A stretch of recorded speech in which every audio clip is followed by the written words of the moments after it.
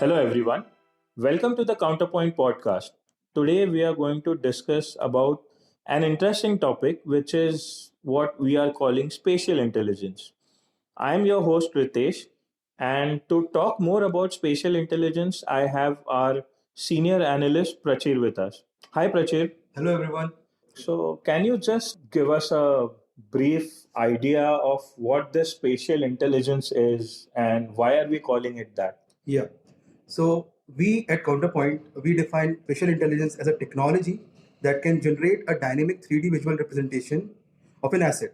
For example, a building Okay. that can act as a digital twin so that the asset can be monitored, analyzed, and interacted with.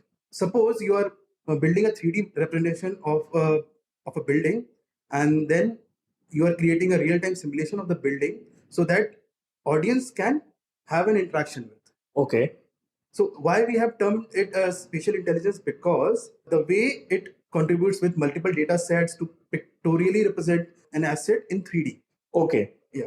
And a very important aspect which is now come into picture is that the companies which provide these spatial intelligence capabilities Okay. can provide these features in a very rudimentary smartphone. Okay. So any smartphone can be compatible with it? Yeah, some of the companies, their solutions can be downloaded and viewed on any smartphone, which show the scalability of this sector. Okay.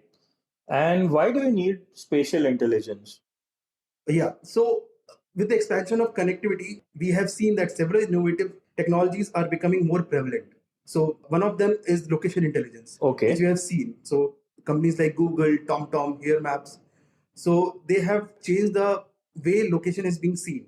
However, these location intelligence companies, they lack one thing in particular. Okay. So they can't navigate into closed, building inside buildings and in covered spaces. Okay. This gave way for innovation in technology that we termed as spatial intelligence. So now you can create a 3D representation of a building and you can navigate through that building, which is termed as spatial intelligence. Okay. So something like if I am walking inside a hotel lobby, Yeah. or inside an airport, like I want to check an airport map where the terminal is or where the gates are. Yeah. So something like that. Yeah. Or maybe something like I am in a big library where I want to find a certain section of books. Yeah. So this can be helpful over there. Yeah. So let me tell you with example. So let's say you are on a building which has 10 floors. Okay. So with a 2D picture, a person moving on a third floor or fourth floor,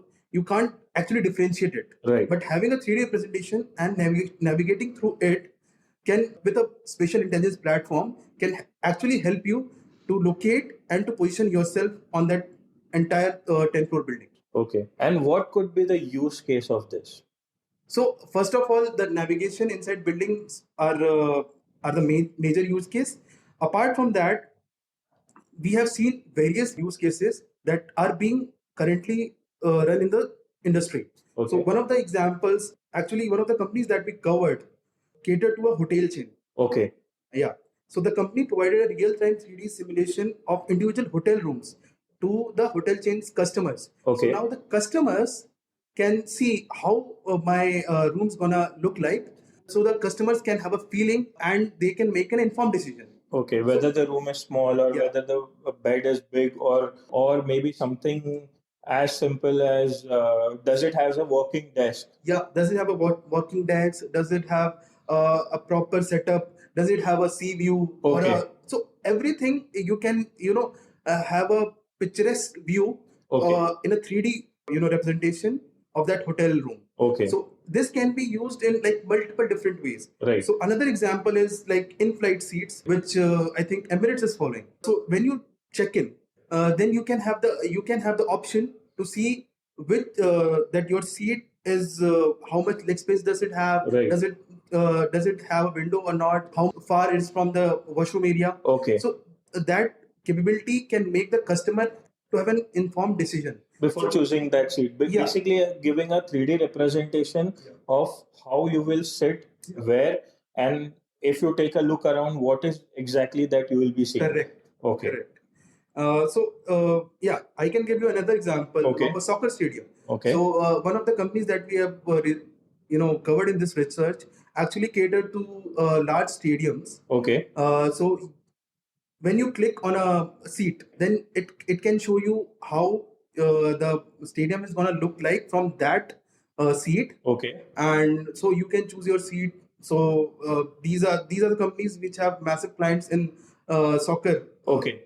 And then exactly this capability can be used for disaster management, for Okay. evacuation of soccer stadium if something bad happens. Right. Yeah. So these are the some use cases which are customer facing, and apart from that, we have also industry facing problems or use cases. Okay. That can be solved through spatial intelligence capabilities. Okay.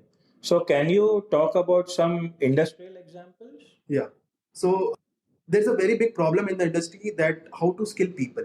Okay. So having and if you have to skill people, like for a machine operator, Right. if a machine operator has to operate a machine, or a Right. maintenance guy have to perform maintenance activities on a asset or a Right. machine. You want to teach them. Yeah. Right. So rather than teaching them on a live machine, Right. which can cause accidents or mayhem or anything like Right. that. Anything can go wrong, Anything. malfunction. Yeah, and yeah. all. So you can what companies are doing, they are using 3D representation of that of machine. Right. And people are performing or doing maintenance activities or operating machines in a 3D in a three-dimensional way. Okay. Using a spatial intelligence platform. So PTC is one company that is actually doing a lot in industrial sectors.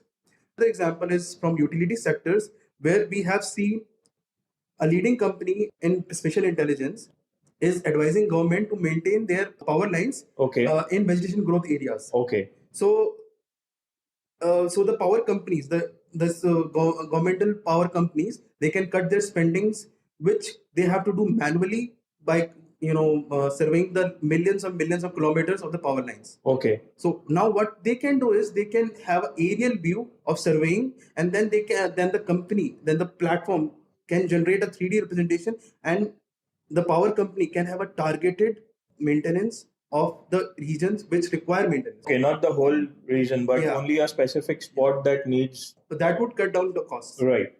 Okay. And what are the companies that are in this sector that you've researched? Yeah, so there are many companies having spatial intelligence capabilities, and they cater to multiple sectors. So what we have seen in this sector is that large number of companies have cropped up catering to specific niche categories. Okay. However, there are multiple companies as well which cater to multiple sectors. But for example, let's say industrial and utility sectors, we have PTC. It's a Okay. very big company, and they are exploring in heavily into these 3D dimensional and spatial intelligence capabilities. Then Fugro is there, Esri is there, and Cyrodiil NG, which is particularly into telecom infra space. Okay. So so another area is real estate. Right. In real estate, we have upcoming players like World, Okay. RealSim, and Nomoko. In addition to established players like Esri, Mapbox, Matterport, and SketchUp. So these companies, they cater to real estate companies in either designing their assets, Okay. in planning how to design them, as well as monitoring the assets, monitoring how to create a real estate property, how to maintain that property, how to monitor that property. Okay. So if I'm not wrong, it must be something where, let's say there's a real estate project that is going on. Yeah. Let's say that that's a building, and maybe it could be a commercial building or it could be a residential Correct. plot, and I'm interested in purchasing a house over there. Yeah. Right? Or maybe I want an office space for rent. Yeah. And with this spatial intelligence, I can exactly see what the construction would look like, right? So one of the use cases that we have discussed internally, Right. it's not being implemented anywhere that we have researched, is that house hunting. Okay. So house hunting has been a very key area, Right. where you would see that customers are roaming around searching for houses. Right. They have to be in that house to get a feel for it. Exactly. To get a feel for it, and not just buying houses, just renting houses. Right. So there are multiple platforms which do provide renting a house, but you have to be physically present in the house to have a feel for it. Right. And so with these spatial intelligence platforms, what companies can do is they can provide a 3D representation of that whole house to the customers, so they don't have to visit the actual house or multiple houses, you can say. Right. So if you have a 3D representation and not just pictures of the house, then you can have a feel that this house is not good for me, or not up to my expectations. Right. So that is one use case that we have discussed internally, and there are like multiple use cases in this, as this sector is at a very nascent stage. Okay. So where can I view these 3D models? Like you talked about smartphones, right? Can I also view it on my laptop or maybe something like an AR, VR classes? Yeah. So as I say, it is in a very nascent stage, Right. and implications are massive. Right. The expectation from these sectors, that what we expect, are massive. Okay. So what we think is the representation can be used in mobile. Okay. So why mobile? Because if you are navigating through a covered space or a building, Right. the most likely thing you have on yourself is a mobile. Right. Is a mobile phone, smartphone. So that is an obvious choice. Obviously, you can do it with a laptop or a tablet or a desktop. So you can use that as well. Coming to the AR part, so companies are now moving to advanced technologies like AR, VR, IoT. So Right. in a spatial intelligence platform, this integration is where the sector will kick off. Okay. So if IoT integration with a 3D representation, which is now happening, it's not entirely standalone. Right. But this is happening, but this is not happening at a rapid pace, which we expect is going to pick up pace in next 2-3 years after leading technologies like 5G. Okay. And leading developments in IoT will come. Right. So the main thing is when so let's take an example of machine design. Right. So if you are designing a machine, and if you have to like put in real materials and all, that would cost a lot of waste. Right. Because you never get right the first time. So what companies are doing is that they are creating a 3D representation of that machine. Okay. So that they can modify and align with their requirements. Okay. So these are multiple use cases that are benefiting the overall landscape of technology with their spatial intelligence capabilities. Okay. And what are the future implications? So, like I said, spatial intelligence will likely see a rapid growth and development in the future. We think it's in the next 5 years or so. Okay. Yeah. So why we are saying in the next 5 years? Because the technologies that enable these platforms will become significantly more capable over the next few years. Okay. Like IoT. So as IoT rolls out more and more widely, their integration with spatial intelligence platform will happen. As connectivity improves, when 5G will come. Right. So the culmination of all these technologies will make a spatial intelligence platform much more appealing as well as easy to use. Okay, because there is so much of data that it will have to pull.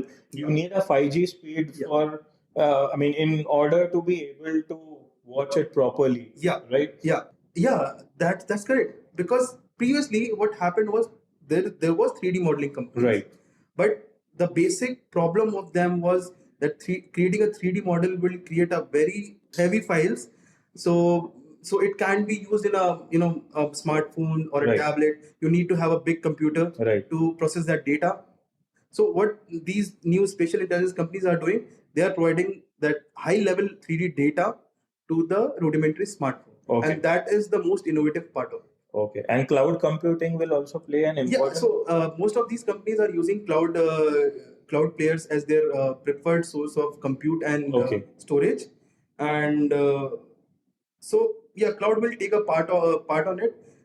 What we have seen is, so as I might have said, that these are very small crop of companies. Right. So very small companies, and big players in locations like Google, TomTom here, they might have an eye on this sector to grow this sector and to report the benefits in a longer term. Okay. So we expect that big players in location intelligence will likely enter into 3D and spatial intelligence, and will try to take over the market. Okay. Mapbox has already entered the market. Right. They have started using a 3D maps, not for navigation, I think.